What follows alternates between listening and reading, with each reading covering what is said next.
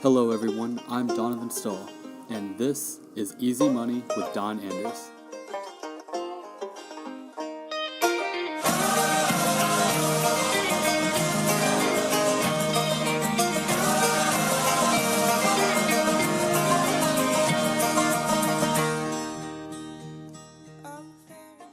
We thank you for tuning in again this week to our podcast. We first off like to say thank you to those who are returning from last week. We really appreciate you all listening in with us, and we want to extend a warm welcome to our new listeners out there.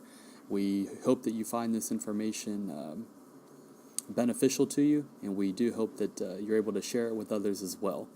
So last week, we discussed the 5 needs of money, and if we touch on those 5 needs again, they were income, liquidity, death benefit, safety, and growth. So over the next couple weeks, we're actually going to take each one of those one at a time into individual podcasts. So this week, we're going to start with income. We know everyone needs income, but Don actually discusses what we need leading up to our retirement and the different types of income that we'll need during our retirement phase. So we do ask that you sit back and enjoy, and we let Don take it from here. So the first one of the 5 needs of money is income. And the reason I always start with income is because, honestly, it's the most important. Income is everything. If you're saving money for retirement and you get there and you don't have enough income, then everything else is out the window. Who cares about growth if right now you can't pay your bills or you won't be able to pay your bills? So once income is met, then we move on to the other 4 of the 5 needs. Not even really move on. Then we can consider all of it. Really, the 5 needs is what to do after your income is covered. Now, that's lifetime income. And that's what most people think about in retirement. They think about pensions. They think about annuities. They think about Social Security. But there's different types of income. So let's go into that. So let's say you're retiring. We work with a lot of firefighters and police officers, and they can retire in their early 50s, sometimes even late 40s. And they need to have a certain amount of income to get them to age 62 so they can start collecting Social Security. And that temporary form of income, that's called a gap income account. And there's different times you might need that account. So if you need income to get you to Medicare, because as we all know, health insurance is very expensive. So you might just need income to get you to 65 when you can go on Medicare. Or maybe you have 5 to 10 years left to pay off your house, and you just need income for those 5 to 10 years. That's a gap income account. Another type of gap income account might be a car. Maybe you have children in college. Hopefully they won't be in college the rest of your life, so that would be a gap income account. And that's something to take into consideration because not all bills are permanent, right?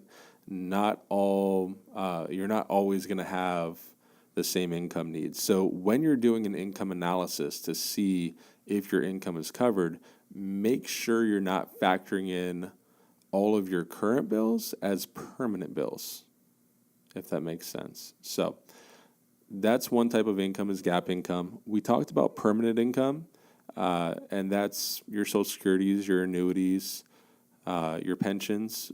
But sometimes you just want as much lifetime income as you can get. And so you might want to look at buying an additional annuity or something with an income rider, or even some type of dividend-paying stock. Now, dividend-paying stocks, interest rates, those types of things, they're not necessarily guaranteed lifetime income. They're flexible lifetime income. So if you're basing your income based on, let's use CDs. If you're basing your lifetime income based on CD rates, well, you're pretty disappointed right now. The average 1-year CD last year was 0.27%.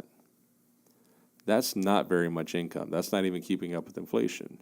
But if you retired in the 80s, you were getting in the 13, 14, 15% range. So if you're basing your income on things that can change, like interest rates, bonds, stock dividends, rental income, that's all flexible lifetime income. Now, if the income isn't necessary, if you're just taking it out to have some extra income to go on some trips to enjoy your life, then it's okay to have flexible income, right? Because you don't need it. But if you need it to pay your bills, you don't want to use flexible income because, like the CDs, they can go down. Japan's had 0% interest rates. I don't see us getting there anytime soon, but if we did, that's something that we would have to take into consideration. So that's flexible income. Now, another type of income that has become very popular and on a lot of people's radars is long-term care. Approximately 60% of people will need some type of long-term care. So you want to make sure that that's factored in, but long-term care policies are becoming more and more expensive, and most of them you might get in at a certain rate, but they reserve the right to raise the rates down the road. So long-term care is important. If it's something you're worried about, the younger you are, the better to purchase a policy. But you also want to make sure that you're not insurance poor, right? You want to make sure that you're not paying so much for that future income that you don't have enough income now to live on. So that's kind of a balance that you have to do, and you have to make sure you take into consideration. If you're in your 30s or 40s and I would recommend looking into one of those policies because it's going to be a lot cheaper than waiting until your 60s when most people realize, oh, wow, I might need this. And at that point, the policies are extremely expensive. Another type of income, if you have qualified money, meaning any type of retirement money, is required minimum distributions. And required minimum distributions are the type of income, it's the only kind of forced income out there.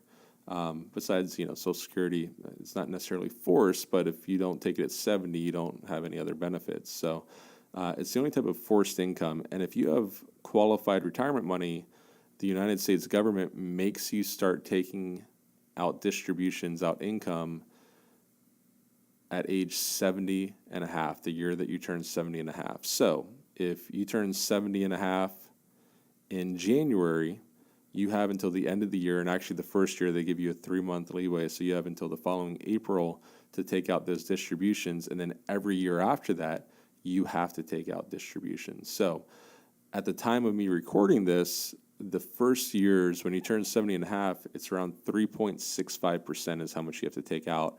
And then every year it increases. So basically the IRS has said, okay, you've had this tax qualified money that you haven't paid any taxes on. Now it's time for us to start getting our piece. So, and you have to do it. If you neglect to take out the required minimum distributions, the tax penalty is 50%. 50% of what you do not take out. So make sure you take them out. You have to. And then at that point, if you don't want it, you can always reinvest it. But I usually tell my clients it's time to start enjoying some of this money. That's why the IRS is, if the IRS is making you take it out because you're 70 and a half, maybe it's time that you actually start utilizing it because you're paying taxes on it now or later anyways. Then it's going to be taxable anyways. So maybe it's time to think about doing something different with it, using it, spending time with your family, those types of things. So that's a type of income. It's a forced income. You're going to have to take it one way or the other anyways. So those are some of the different types of incomes that are out there, the more common types. And if you're doing your 5 needs analysis, if you're looking at what are my needs in retirement, for retirement, income has to come first. And then once the income analysis is met, whether that's temporary income, whether that's lifetime income, flexible, whatever it is, once that is met, then we can move on and assess what you'd like for the rest of your retirement savings. Thank you again for listening to Easy Money with Don Anders today. We do hope that you enjoyed our show. Please tune in next week as we go over the second part to the 5 Needs of Money death benefit. If you'd like to know more, please visit our website at www.andersfinancialgroup.com, where you can view our financial blog, videos, and more.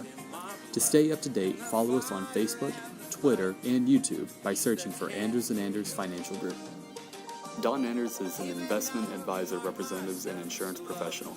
Anders & Anders Financial Group Incorporated is an independent financial services firm helping individuals create financial strategies using a variety of investment and insurance products to custom suit their needs and objectives. We are not affiliated with the U.S. government or any governmental agencies. Securities and advisory services offered through Madison Avenue Securities, LLC, member FINRA, SIPC, and a registered investment advisor. Madison Avenue Securities and Anders & Anders Financial Group are not affiliated companies.